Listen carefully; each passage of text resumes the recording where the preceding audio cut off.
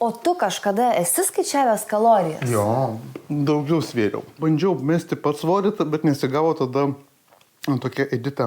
Jinai padarė man mitybos planą. Pirmą savaitę aš jai viską fotkindavau, ką valgau. Ir tada taip pats pamačiau, kad ant kiek daug aš valgau. Pavyzdžiui, mane labai, pasakysiu, tokį švelniai užknisa žmonės, sveikuoliai, kurie knisa protą kitiems. Kad tu nevalgyk, čia blogai. Žiūrėk, ką tu čia dabar įsidėjai? Jo. Ką tu čia? Tu geri?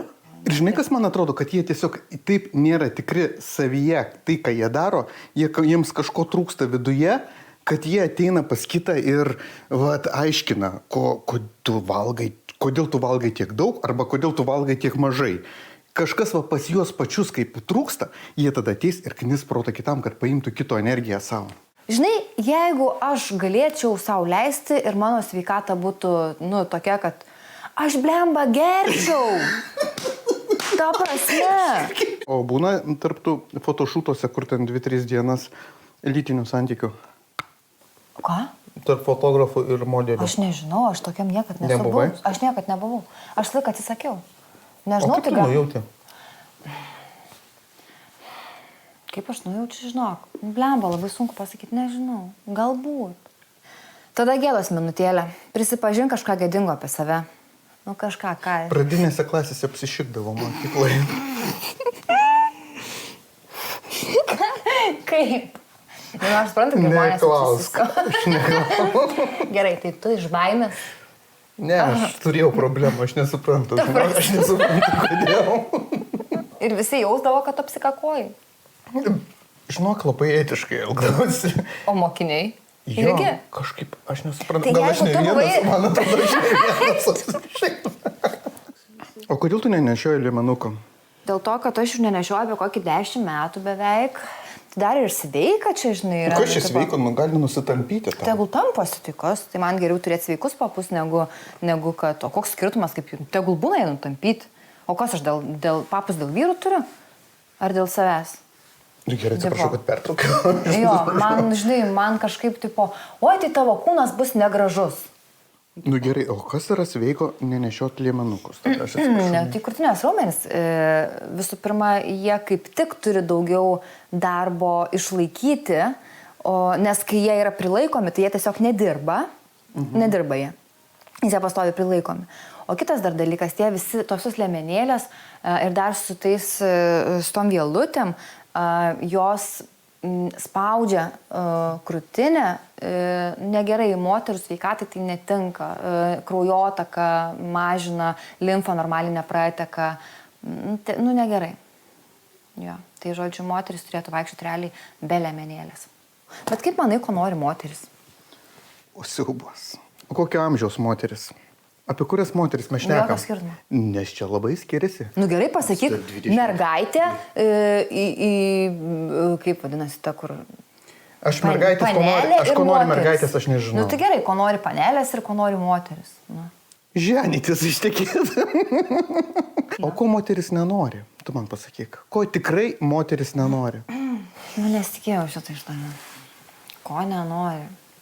Ko nenori dažniausiai 25 metų moteris? Dažniausiai ko nenori? Gal kokio berno molio. O ko nenori 45 metų moteris?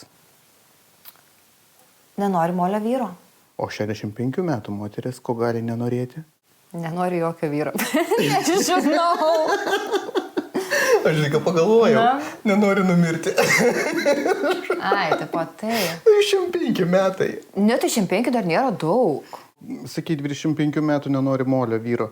O kas yra... Berna. O kas yra, kaip tavo nuomonė atrodo 25 metų bernas molis?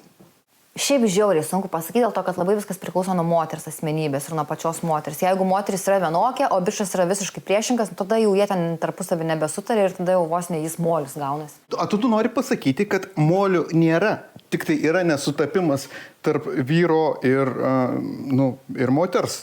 Šiaip tai gal tas molis prie vienos moters bus molis, o pas kitą bus jisai princas? Tikrai taip. Ten jeigu tu paimk labai ten, pavyzdžiui, 25 metų merginą, kuri šūstra belia kaip, ne? Tai toks kaip, pavyzdžiui, dirbantis ten kokiu barista, tai atrodys molis. nes neišūtra, nes neaugs tokio aplinkoje. Tu čia su savo tuo baristiškumu, tai tu jos nepaimsi, nu, tai gali pamiršti. Nes ir iš tavęs to reikalauja ir tavo aplinka, ir ten galbūt tavo šeima, ir ten visa kita, ne? Tai jai bus molis. Bet tas barista, susidėjęs su kažkokia galbūt studentė, mergaitė, kuri dar yra be darbo, gyvena kaimukė, tai jai bus princas. Ir jinai galbūt jį dar kaip tik paskatins, nu, tipo, žinai, toliau tobulėti, siekti kažko, sakys, va, tu pats fainiausias. Ar yra kokia nors vyriška vyrų savybė, kuri prie bet kurios moters jisai bus molis? Žinai, man iškart mintis tokia, neplauti batai, tokie molini, žinai, ten, žinai, plaukai susirebalavę. Žinai, man atrodo, va čia toks, žinai, nevalyviškumas. Nevalyvas. Blemba jo. Tu daryk tu, ką nori, ten gali užimti kokias nori pareigas, blemba, bet jeigu šitų dalykų nesusitvarkai, nu... Ir smirdi prakaitų. Huinė. Eik tu, rimtai? Nu, prakaitas tu nusiprausi ir visą kitą, žinai, bet jeigu tavo drabužiai smirda, nu, ta prasme, nebūtinai ten prakaitų, pavyzdžiui, nežinau, malkas gal kurianai, žinai. Ten... Malkos tai nieko, tai yra gamtos. Nu, gerai. Nu, bet prakaitas tai yra viskas. Nu, gerai, bet tai tu gal tu suprakaitavai dabar. Gal bevažiuodamas dar, gal tu stulkų važiuoji, visas prakaitavai. Aš kalbu, prakaitas, tai... Taip, greitas suprakaitavimas tai neišskiria kvapo, bet kai tu... Nu kaip neišskiria, nu tai išskiria. Nes dar netaip jaučiasi, bet kaip ten čia drabužiai užsidėdi antrą kartą, arba tu nesiprausęs tai gerai, būni. Tai, okay, tai nevalyviškumas. Nu, realiai nesiprausimas. Jo, bet, nu tai nesiprausimas, jo, bet ten jeigu biškelį pasmirdo prakaitų, man net gal ir visai seks. Geras, šitą pirmą kartą. Rimtai? Nėra čia ko pirmą kartą išgirsti, man atrodo, tikrai. Taigi, netgi ir kvepaluose, kai kuriuose yra užuomina prakaito, tam, kad moteris labiau trauktų. Nu, beje, yra pačiu šlikščiausi kvepalai. Labai šiaip norėčiau šių pauostyti, dabar aš neatsimenu į pavadinimą. Bet spėk, kas yra, kokios yra, nu, tipo, kokie kvapai tam pačiame šlikščiausiame kvape? Tai turbūt bus amonis, tai šlapimas. Nu, tai tavo spėjimas šitas, ne? Tai aš tave noriu šiek tiek ir nuliūdinti, ir nudžiuginti, bet yra visuma. Šlapimas, prakaitas, sperma, kraujas, nežinau, tik tai ar kakutis ar ne yra. Ten, ta prasme, visą, žinai, tipo, visą tą puokštę tokio. O tai ten kitus, kur pavadinai, ten tos paminėjai, tos punktus, tai jie tai nėra tušti. Eik tu šikt, nieko nėra, aš taip papas, nieko nėra baisiau negu spermos kvapas. Eik tu šikt kaip smirda. Nu, ta prasme, nu, negaliu. Toksai, žinai, taip, iškart. Šiandien klausiausi tokį TikToką, kur psichologas šnekėjo ir jisai pasakojo, kad reikia, nu, džiaugtis tom akimirkom. Nu, ir aš nemoku taip pat visą laiką pastoviai džiaugtis tuo, ką turiu. Projektas įvyko ir tada aš galvoju apie sekantį projektą. Jo, bet tikriausiai reikia ir laiko, ir reikia kažkokio tai gal supurtimo, gal sukrėtimo kažkokio, o gal kaip tik reikia pasidaryti tam tikrus žingsnius iki tol, kol tu suprastum, kad nu ne ten laimė, žinai, yra. O gal kaip tik ten laimė yra?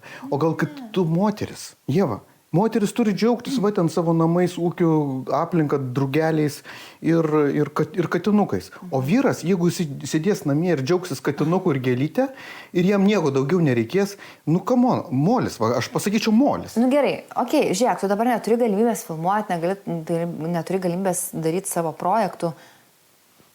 Kur laimė? Kada esi laimingas? Nu, vat negali, nu, vat atsitiko gyvenimas, niekam nereikia tavo paslaugų.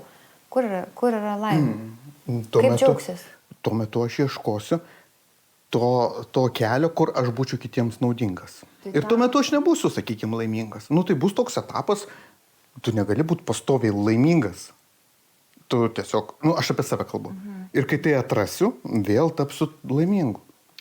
Lemba, įdomiai labai, nes nu, tavo visa laimė eina per projektą kažkokį, per tavo veiklą. Nu, aš dėl to nesiskundžiu. Bet matai, jeigu būna taip, kad nu nėra kažko ir tarkim atsirastų duobė, tai tau būtum, tu nebūtum tada laimingas. Tai reikėtų kažkaip save pasidžiuginti. Kaip pasidžiuginti? Nu, blemba, nu tai kaip padaryti. Nes kitaip, žiūrėk, dėl to žmonės ir ten ne tai, kad išprotėja, bet dėl to žmonės ir lanko psichoterapiją, dėl to ir jiem ten reikalingos pagalbos, žinai, po to ir visą kitą, nes dėl to žmonės pradeda įklimpsta į alkoholizmą, į kažkokias priklausomybės, nu, nes nes nebėra tos laimės, nu, tipo, žinai, ir nemoka surasti kitose dalykuose laimės. O gal kaip tik jie įklimpsta į alkoholizmą ir daro visokias nesąmonės, nes jau jie viską pasiekė ir neturi kitų projektų, dėl ko stengtis, ir tada jiems kažko trūksta, jie geria, vartoja ir daro nesąmonės, ypatingai tai vyrų vidutinio amžiaus krizės. Kai jie viską pasiekė, nusipirko motociklą ir tada dažniausiai jūs pagauna girtus. Tu ką čia su krūtim darai? Nu, ta prasme, išsisekinėjau šitą.